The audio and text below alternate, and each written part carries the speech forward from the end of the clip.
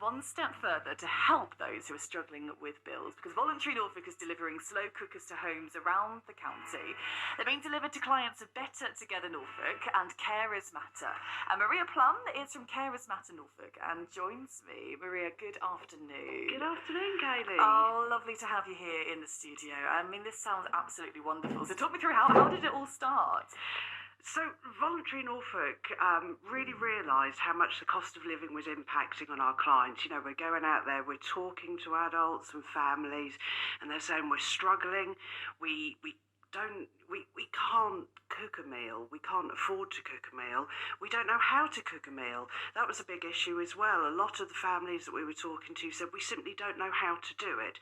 So we're relying on really expensive food. Obviously, as everybody's aware, energy bills have gone up, cost of living's gone up. So we started saying a couple of years ago, actually, wouldn't it be great if we can raise some money, get some slow cookers to give out to the people that we're working with, and then go on and support them to learn how to use them and how to cook these really healthy, nutritious meals.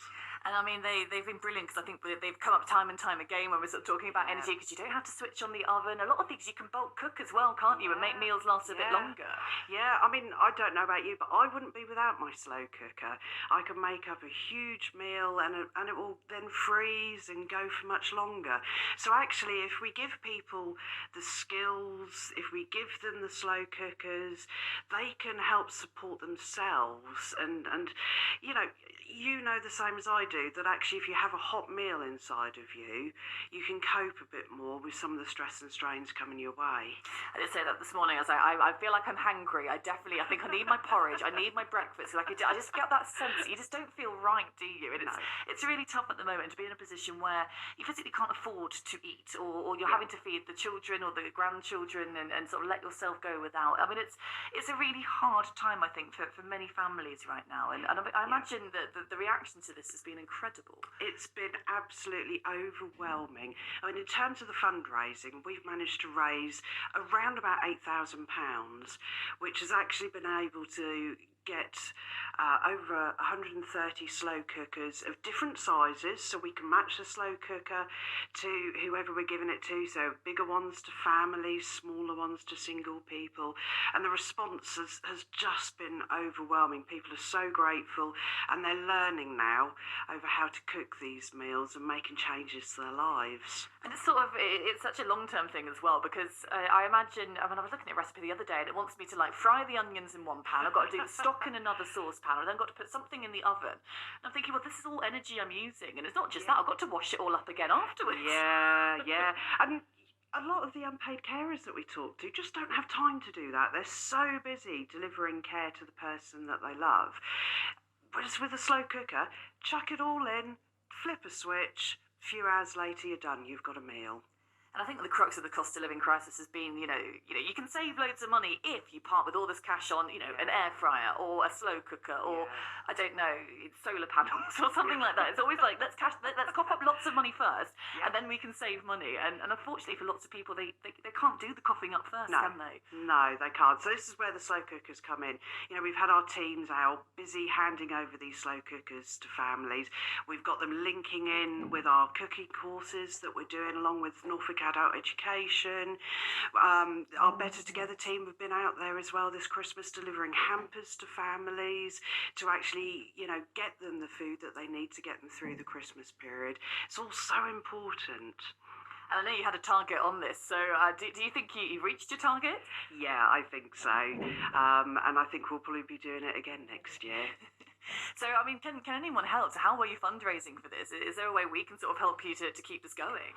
Yeah, so we were fundraising on our Just Giving page. It is shut at the moment, and so is our list for the slow cookers because we've been massively oversubscribed. But we will be having a look at it again in the new year to see actually if we can get going with it again, or, what else we can do. So maybe what we can do is come back and have a chat to you about everything that Voluntary Norfolk's doing and how people listening listeners to Radio Norfolk can help us. And I know, particularly with Carers Matter, this time of year, I imagine, can be a very, very tricky time because, of course, you don't get to switch off, do you? Whereas all go, oh, we're off work now, hurrah! Yeah. For a lot of carers, that's not the case, is it? It's not. I mean, it's 24/7 for carers. You just don't get the time off that you or I would get.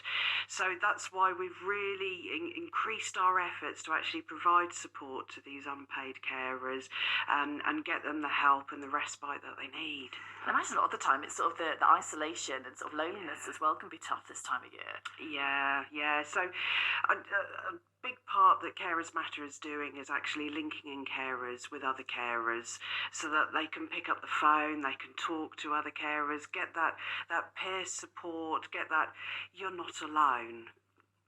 And I mean, to be able to sort of do a scheme like this, and I think particularly at Christmas, we're just so much more grateful than we normally would be, because I think we really appreciate it so much more. And so that experience for you, your team, to sort of see this and sort of the whole scheme as a whole. So what have been some of the highlights?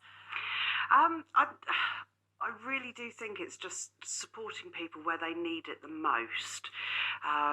It's getting in there with the hampers. It's helping communities actually come together and make their own Christmas decorations, linking them in with each other. That's something our Freshly Grated team have been doing.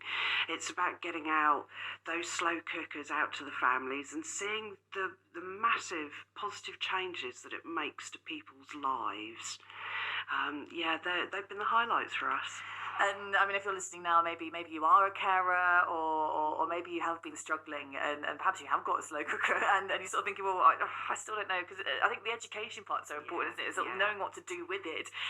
So what would be your advice? What are some tips we can take away this Christmas?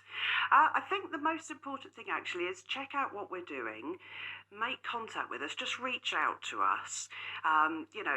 We don't ask awkward questions or anything. We just sit down with you, have a conversation about what would help you the most, and then we can take it from there and see what help would really benefit you. So reach out, even if it's not necessarily to us, but to anybody, up to Norfolk County Council, anyone. Oh, and it's amazing. It's an incredible job, this, and it's a lovely one as well. I mean, for your slow cooker, what's your go-to meal? If you can do anything. We do a mean stew in the slow cooker. It's that time of year. It lasts us days. Absolutely. Oh, Maria, lovely to catch up with you. Thank you so much. It's wonderful that you're doing. And look, give my love to all the team and everyone you work with as well at Carers Matter. Merry Christmas. Merry Christmas. And thanks for